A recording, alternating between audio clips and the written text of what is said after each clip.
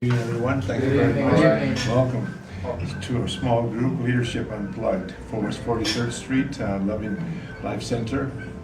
And tonight we want to follow up a little bit of last week in continuation. Maybe you have something you thought about as a continuation of the topic we gave last week. We talked about trust and we went into love. And maybe you had something you want to say and you want to follow up. Maybe you felt. If not, we can continue to something else. But I feel in small group, we also want to feel there's a flow on place. There's so many activities in this building and the Learning Center. I'd like to invite any of you and all of you that are here and who are watching and listening to take the time, please come here with the Loving Life Ministries. So about last week, we were discussing about trust and love, and we time went very fast last week. Anybody want to close on that or say something more? The only thing it was our hard school to discuss. Knowing that not all of us have experience love with somebody else, but within family. It was just another topic, another harder topic as we go on. And I invited my friend actually, but she couldn't make it today, so she'll probably be with us today. Okay. Well, you said that it was a hard topic. You mentioned that word. Why? It flew like. You haven't experienced it, or because you have experienced it, it's just a general topic, difficult topic to talk about, or maybe you have some good experiences, bad experiences with love, because we didn't say that we were going to talk about it only because it was true, love, and we were going to get a definition. We were going to, when we talk about it in the small group, we don't talk only because we have the experience. You can have a concept, there's a concept, and we can hear about it and lead us to discuss and share. You follow? We just want to just discuss things and share. It feels like it's something that at the end of the night everybody is longing for and everybody wants. Ultimately, everybody is searching for love. But you know what's interesting? Even though we're Alex is searching for love. Yeah. Let's not talk about everybody in this group. We're just talking about our small group. Okay?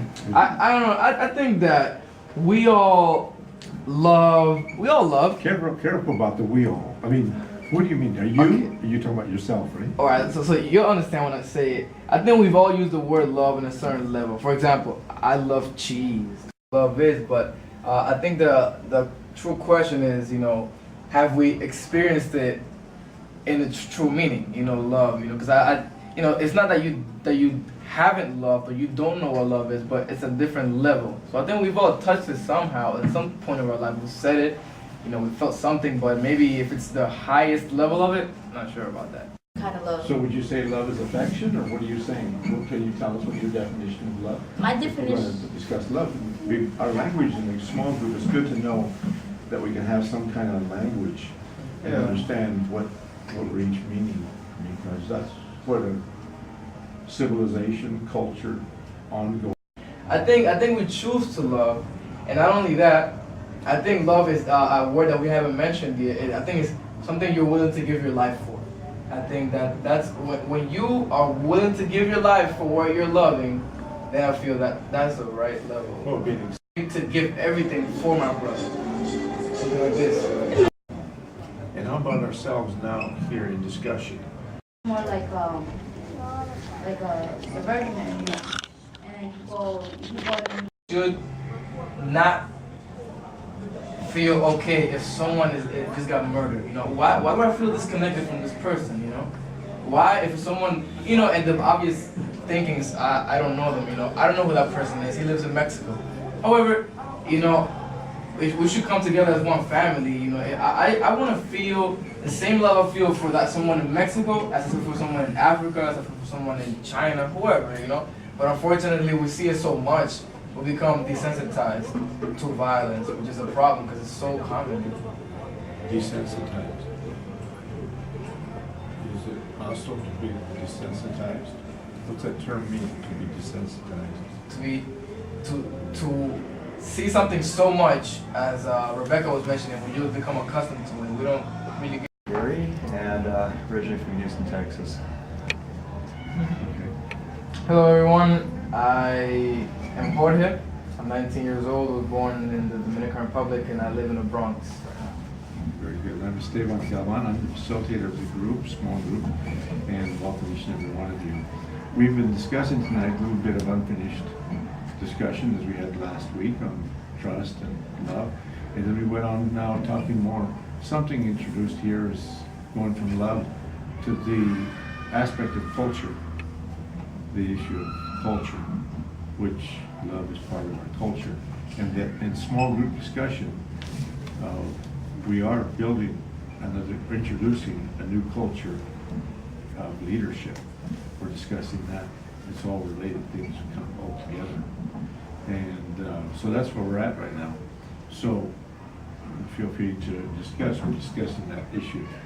That, as Rebecca said here, is that we're in the city, whatever borough we're in, and sometimes we hear shootings, all kinds of violence is going on.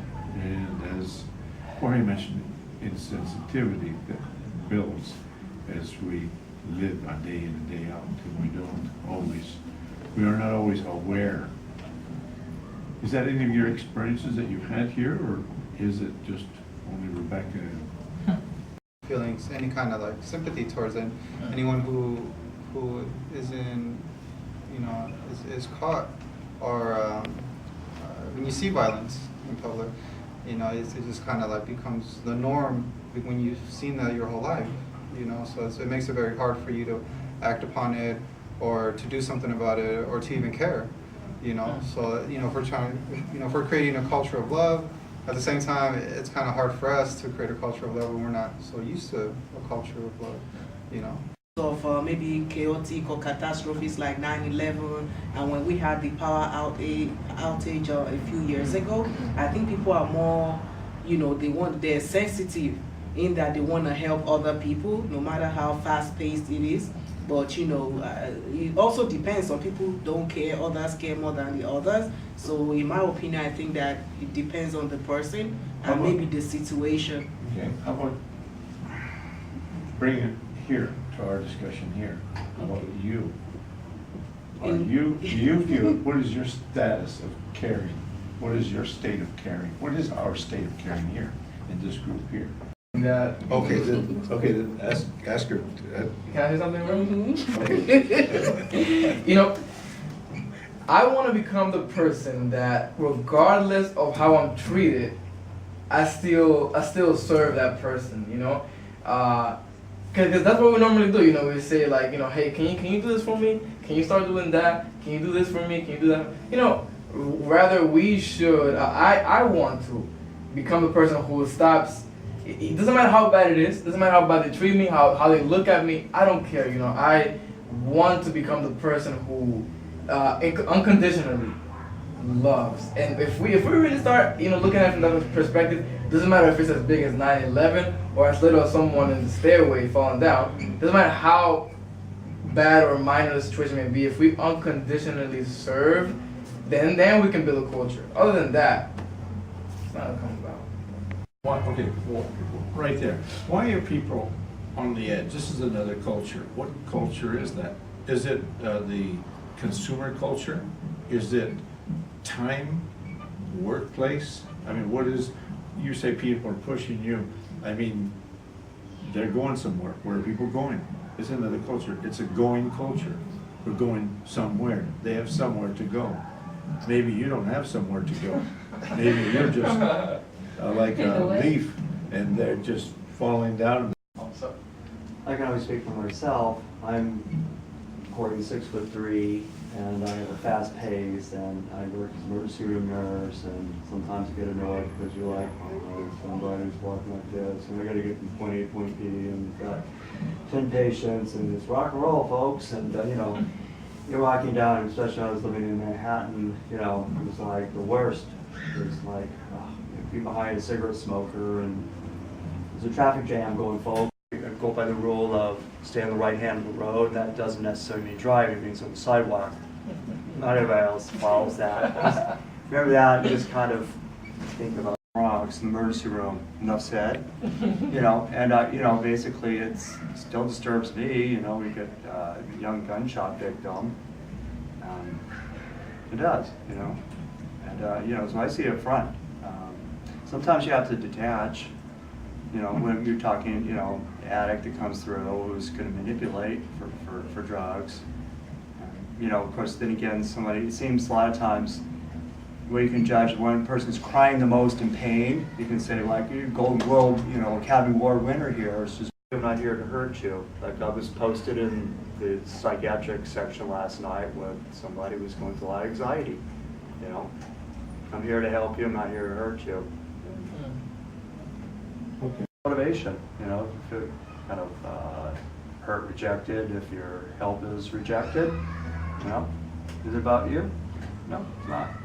Okay, so now you're introducing a new issue, is motivation. Do we want to go that way? Talk about motivation. So you're saying that if your motivation was different, he's tailing on you. He said if your motivation was different, right, then maybe it's not about you. So whatever happens, happens. But your motivation is important. You're right. I think you're right. No. Anybody here? I mean- Anybody here disagree with anybody? You know, in a small group, it doesn't mean you're all supposed to be peachy, Yeah. hunky dory. After it's all over, we'll hug each other. I mean, right during the discussions, because it's okay to disagree. Go ahead. Yeah, I mean, I understand from his perspective. That's why I said, you know, I think he's right when he talks of, you know, you have to be motivated or inspired, you know, to act or to be able to do something. But if you're not inspired, if there's no motivation behind your action, you're just, you know, gonna be non-sensitive and just go about, you know, something has to push you for you to be able to wanna do something for someone, you know. So that's why I said I agree when he says motivation. What do you think, Mark? What do you think? Well, I think you're onto the right road with that attitude. No, I agree. I agree with you. I just can't, I can't argue with Jorge, he's right. You can't argue. Yeah, I mean, you're right, you have to choose. What did he say? Tell us what he said. You have to choose. Start there. You have to choose to want to do it, to be that agent of change, to want to listen to your conscience, to do the right thing, you know. But sometimes, you know, you don't want to do the right thing because, you know, you're lazy or you just feel it's not your responsibility to do it, or you just want to do it, period, because it's going to take effort. But what did Jorge say? Tell us what Jorge said. And then that's where. And then? And then after that, becoming. No, what we're agreeing with. I can't disagree with him. I can disagree with you. Disagree with me. So, like you said, we have the option or the choice or the opportunity to end hunger or end poverty. But do you ever stop thinking maybe they don't, what would happen if they did have the money? Would they do good or bad? You know, I mean, it's bad to say, oh, they deserve to be that way. But, you know, maybe something got them to be that way. Because some people can be born in, like, you know, it's stable, you know, a stable home, and then can end up in the streets when they're older. You know, what led them to be there? Every single moment of the day, that's how homeless people smoking, right? Now, maybe they did, you're right, Rebecca, maybe they did choose to get there. But if we just, I think it's kind of cold-hearted to say that, you know, they have to learn their lesson. And maybe they do have to learn the lesson, but if we just kind of stick to this idea, it's never gonna end, you know, unfortunately. If I'm in a hole, like you were saying, if I'm in a hole, I can't get myself out. You know, somebody needs to reach for me, you know, whether I want to or not. So I think, you know, whether they did live their lesson because they're already down there. Now, we can't just let it be like that. I think it's too much of a problem. If it was one person or two people, but it is be the same thing over.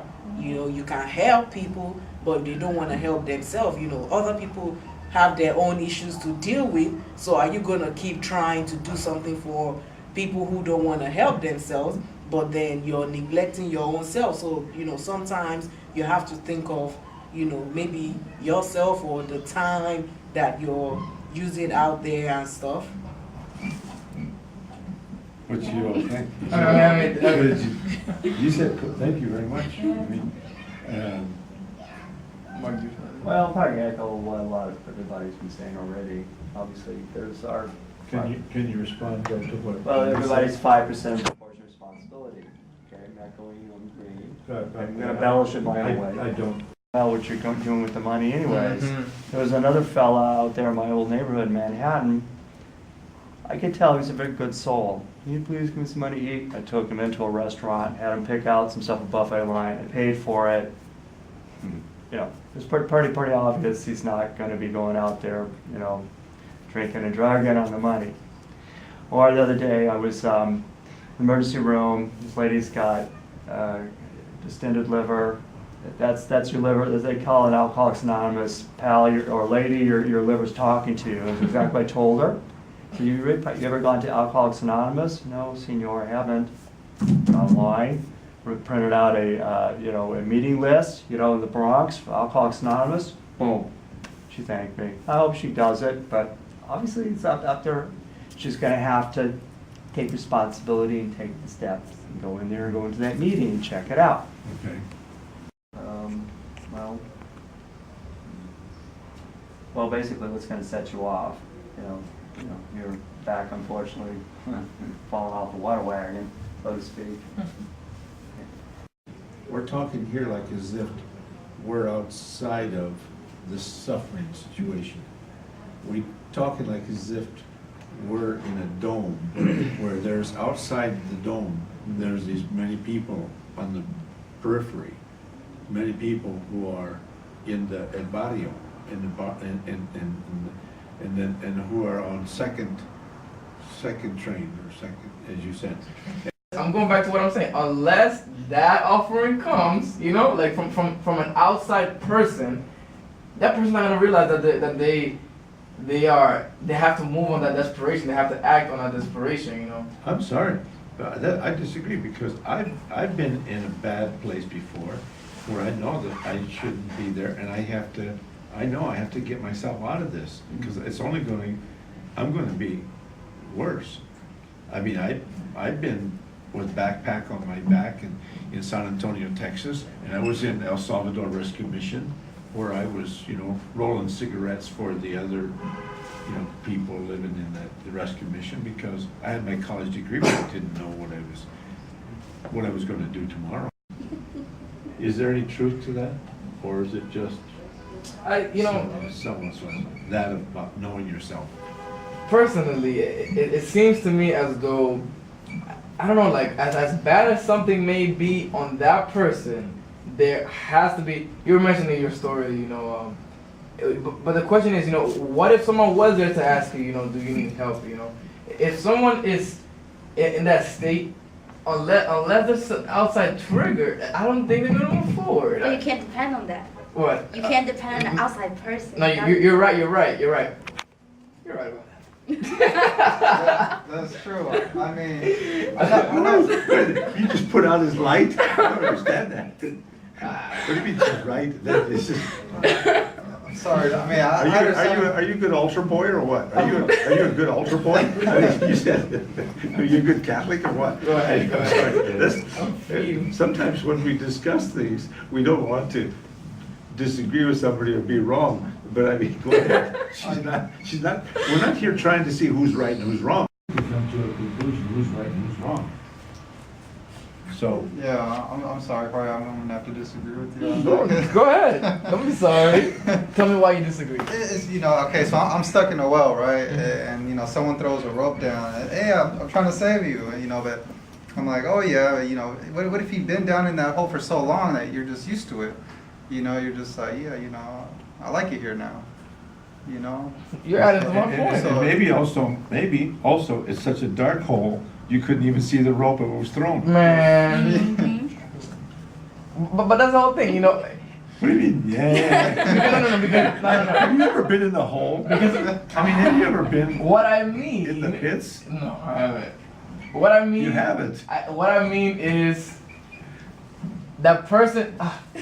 Man, they have to throw you the rope, man. Like if you're on that hole, okay, maybe maybe that person, do they want help or not? Doesn't matter, just keep throwing ropes. Keep throwing ropes until they catch it. Because if they don't, what are you doing to help the situation? If you're just looking at how bad they are. Yeah, but in my hole.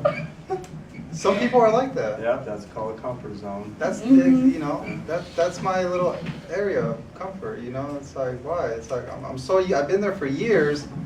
Why change? Why change now? Like sorry. Well, no, it's okay. Like you said, going back to the group leadership. Sometimes we can be leaders and help everybody, but if we keep trying to help somebody that doesn't want to be helped, we're neglecting everybody else that's following us. Yeah.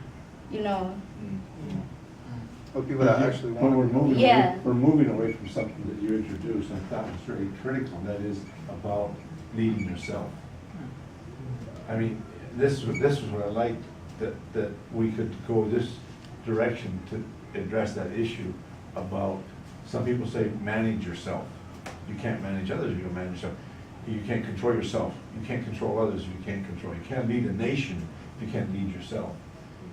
How can you lead this nation? Anybody got anything got any response to that? Well, leader can't be hypocritical. Okay. You have to, in other words, be the change. In other words, I'm going to quote Gandhi.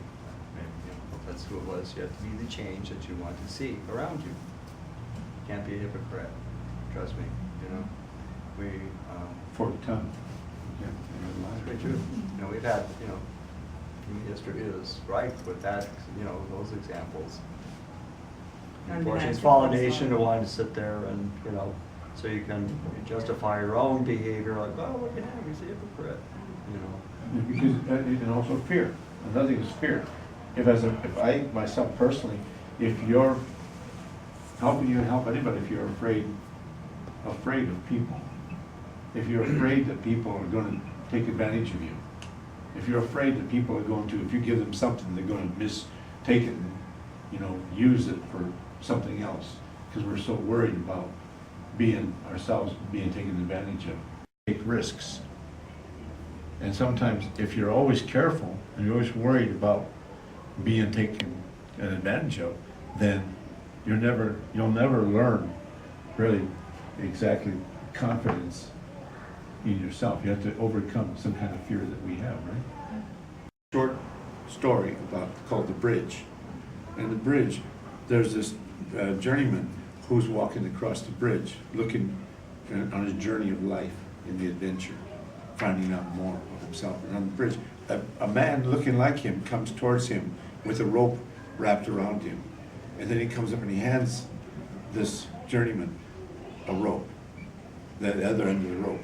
And then that man with the rope wrapped around him jumps over the bridge.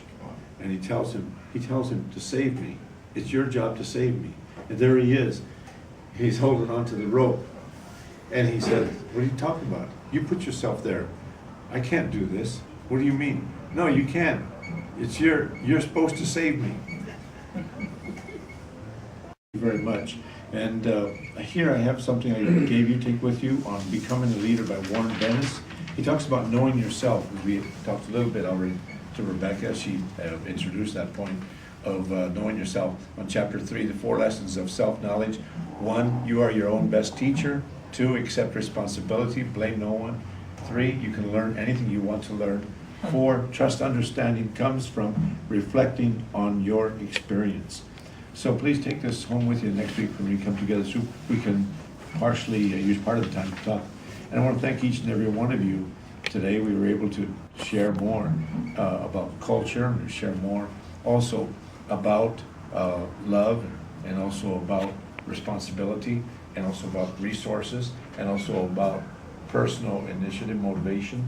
And we were able to conclude more about someone in the hole, out of the hole, and also how we can help and and educate, also educating as the story of the fish.